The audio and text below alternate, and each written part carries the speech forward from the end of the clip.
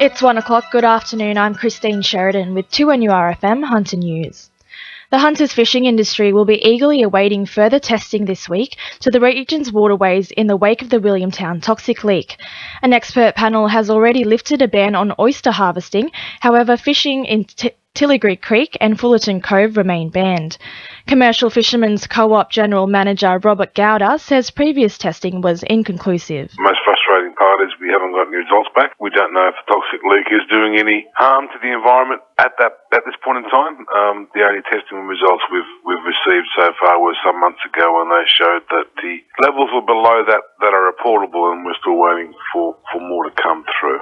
Belmont residents are holding a public meeting at the Belmont 16-footers at 6 p.m. tonight to discuss the push for parliamentary debate over the closure of Belmont and Toronto registries. The government has decided to close the two motor registries after opening a service centre at Warners Bay. Locals currently have over 8,000 signatures and are confident they will gain 2,000 more. Hunter residents can proudly say they're home to the cleanest beaches in the state for the 15th consecutive year. The recently released State of the Beaches scorecard, which tests for pollution, placed 100% of the region's beaches in either the good or very good category. Nick Kaiser from Hunter Waterways says plans are in motion to ensure this trend continues. Over the next 10 years, Hunter Water is spending about $500 million strictly on wastewater upgrades. Within the next 12 months, the biggest one which we'll see is a $14 million ultraviolet disinfection system, which is going to be installed at Burwood Wastewater Treatment Plant. The successful use of Hunter Water's water-wise rules is being attributed to the significant reduction in household water usage. The rules include making sure all hoses have a trigger nozzle, watering lawns and gardens occurs before 10 in the morning and after 4 in the afternoon, as well as avoiding hosing hard surfaces. From 2011, the average household water consumption level has dropped from 182 kilolitres to 172 kilolitres, resulting in 10,000 less litres of water being used in the region. Residents in the Hunter are being encouraged to nominate some of the Newcastle's fishing locations for upgrades that will assist anglers with a disability to access the spots. Up to $200,000 will be committed to improving access to recreational fishing opportunities for all members of the community. Parliamentary Secretary for the Hunter, Scott MacDonald, says the partnership will provide improved conditions and access for anyone who wants to fish. If you're interested in accessing some of those funds or want to know more about the programs, go to www.dpi.newsouthwales.gov/recreational/fishing. Despite an expected increase in cattle numbers across the Hunter, it's expected prices will rise in the coming weeks. Previously, low cattle numbers earlier in the year saw prices hit record levels, which again may be pushed up further in the summer months.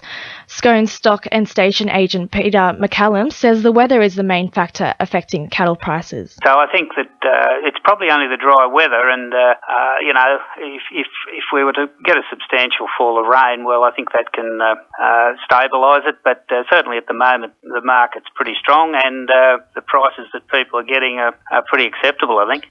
In finance, the All Ords is up 38 points at 52.22, and $1 Australian is buying 70.78 US cents. Sport, thanks to our sponsor, Warners Bay Sports Club's Melbourne Cup Carnival. The Knights are fuming after a coward punch was made by Ipswich forward Billy McConaughey, which left fullback Jake Marmer in a severe concussion during Sunday's 26-12 NRL State Championship loss.